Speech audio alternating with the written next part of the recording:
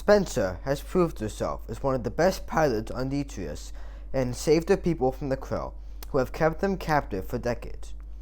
She traveled far away from her home to go undercover and spy on the Superiority, who are the reason behind her people being captive.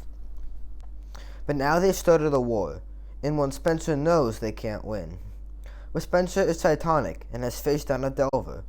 She knows that the only thing she can do is to enter the nowhere and find what being Cytonic really means. But the journey won't be easy, and the secrets she discovers will change the course of her life forever. So there are two main things I think were presented well in Cytonic. The first one is character development, which Sanderson once again nailed and did a great job with that, specifically with Spencer and Mbot, but he developed other characters too.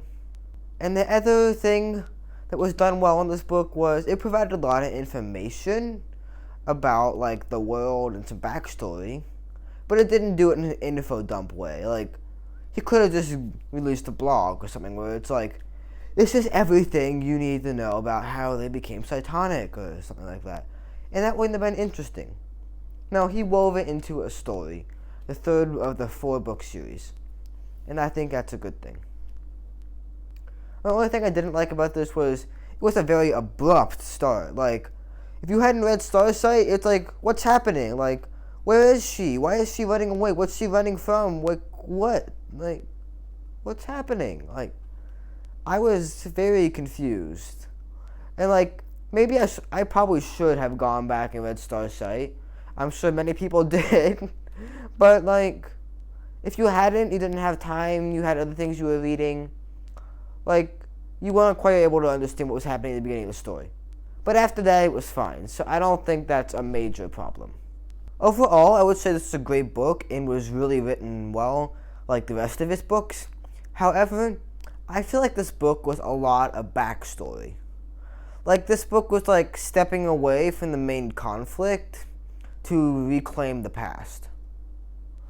This was a lot of investigating and trying to figure out, like, what it means to be Cytonic, like, all this backstory, discovering the past, reclaiming the past. Like, it's a great thing.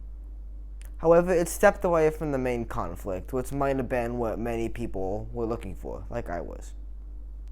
But still, this was a great book. However, so far I think the first book has been the best one. And if you want to hear more about that book, then you can watch this video right here. Thank you so much for watching, and I will catch you next time.